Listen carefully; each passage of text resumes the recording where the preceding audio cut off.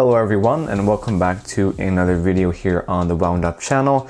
And in this video I'm going to be reviewing the Breitling Chronomat Evolution, reference number A13356, which has been very nicely lent in to me by a supporter of the channel, so thank you very much for that. So let's start off by going through this watch's dimensions. In terms of its diameter, the watch is 44 millimeters. In terms of its lug-to-lug distance, and I checked this with my calipers, and it turns out it's 51 millimeters lug-to-lug. And I do remember in the previous unboxing video of this watch, or the first impressions video of this watch, I mentioned that this watch is 48 millimeters in diameter, which now that I have measured myself and not just looked it up online, is entirely wrong. But the fact is that I was able to believe that it was 48 millimeters, and so that says something about how this watch wears, because it definitely wears quite a whole lot smaller than its dimensions suggest.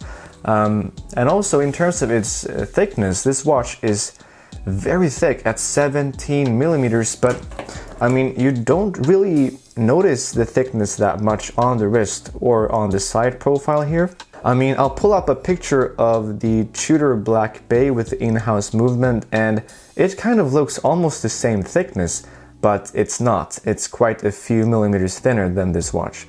So yeah, its dimensions say that this watch is a chunky piece, it's large, and while that is true, I do have to say that it wears quite a whole lot smaller than these dimensions suggest. In terms of the water resistance rating, we have a very nice rating of 300 meters, and that is definitely quite a feat on a chronograph watch like this one, because you do have more openings in the case and more things that can go wrong and more things that have to be sealed. So the fact that they got 300 meters out of this watch is quite awesome. We have a screw down crown, and also the pushers for the chronograph functions are locked in until you unscrew them like this to start the chronograph. The case itself is entirely polished except for the unidirectional 120 click dive time bezel right here. The 0, 15, 30 and 45 markers here are raised, and these are also where you put your hands to be able to turn the bezel, as those give you quite a lot of grip to be able to turn this very nice, clicky and tactile feeling dive time bezel. In terms of the side profile of the case, as you can see here, it is definitely quite a flat case, although you do have some small curvatures here at the end of each lug. We have a screw down case back here with the Breitling logo, the reference number right here.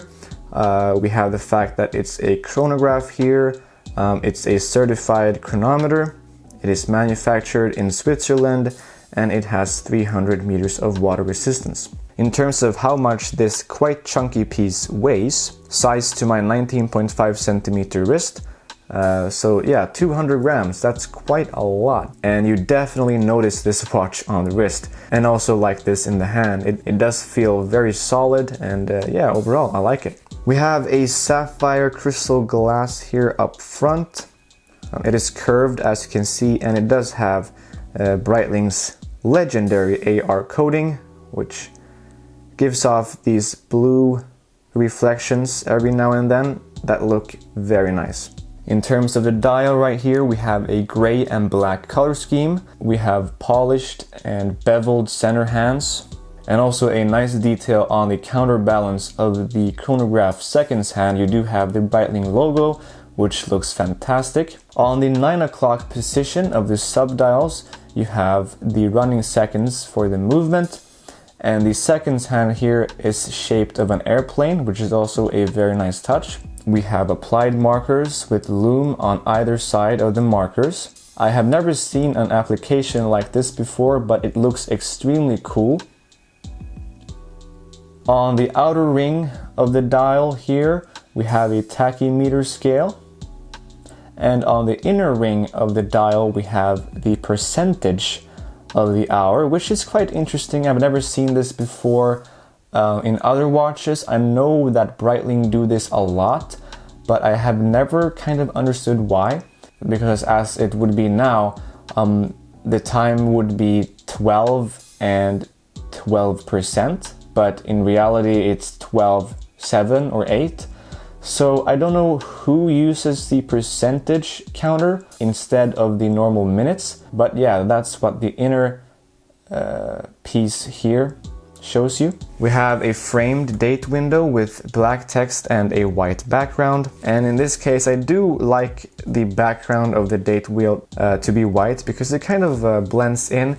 It kind of acts as its own hour marker, whereas if it would have been a black or a dark gray background, it would have blended in more into the dial itself, and it would kind of have broken up the symmetry of the dial.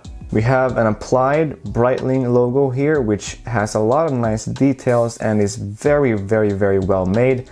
This applied Breitling Wings logo is probably my favorite watch brand logo. Yeah, it just looks fantastic.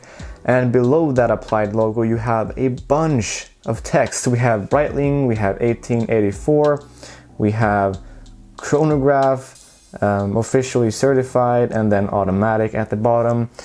Yeah, you kind of have almost a novel here under the Breitling logo, but in reality it is definitely not as annoying as it is on the Tudor Pelagos, which also has probably the same amount of text, but it's larger, it's thicker, and it's at the 6 o'clock position, and it's not surrounded by anything, so your eyes are kind of drawn into that text. And so on the Pelagos I find it quite annoying, but not on this Breitling. So yeah, a lot of text, but for me personally that has not been a problem. In terms of the bracelet, we have a completely polished bracelet except for the backside here, which is brushed. It's a 5-link stainless steel bracelet, and it's cut in a way to make it look a little bit angled, which is quite interesting. I think it adds to this watch design. And there is ample room here to make sure that your wrist ventilates and making sure it doesn't pinch your skin or hair, which is great. You have a solid clasp here with 4 micro-adjusting holes. This watch was made in the early 2000s, and compared to other bracelets from other brands of the likes of Omega and Rolex, this Breitling bracelet really is the best. I have tried a Submariner from this era, and I have also owned an Omega Seamaster from this era, and I do have to say this Breitling bracelet, it wins by far. It's a fantastic bracelet. It's very solid, very well built. It is sized with screws. The clasp is nice.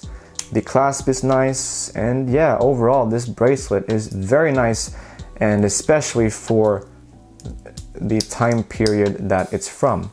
So what is powering this watch? Well, it's Breitling's Caliber 13, which is not an in-house movement. It is based on the venerable 7750 from ETA/Valjoux. It features 25 jewels, a power serve of 42 hours. It beats away at 28,800 vibrations per hour. It features unidirectional winding, which is why the 7750 is so famous for being quite loud and a little bit wobbly, because it only winds in one direction, and in the other it just spins freely, which is what is giving you that wobbly feel and the sound of which the 7750 makes. And yeah, overall it's a tried and tested movement. It's very solid, it's a workhorse, and Breitling has also COSC certified the watch, which means it's going to run at most +6 seconds fast or -4 seconds slow. This specific watch is running at a very nice +3 seconds per day, which is just fantastic. So yeah, let's put the watch on the wrist and I'll show you how it wears on my 19.5 centimeter wrist. And there you go, here is the watch on my 19.5 centimeter wrist. It's a very comfortable watch on the wrist. It is definitely not as large as its dimensions suggest. It's a very thick watch, but as you can see, it doesn't look that thick. And yeah, overall I do really like this watch and how it feels on the wrist. So let's stop the chronograph and let's reset it. Bam, like that. Screw in the pushers. And so yeah, what do you guys think about this watch? Please do feel free to let me know in the comment section down below. Like and subscribe if you enjoyed this video and would like to see more like it. And with that said, I'll see you in my future videos. Bye bye.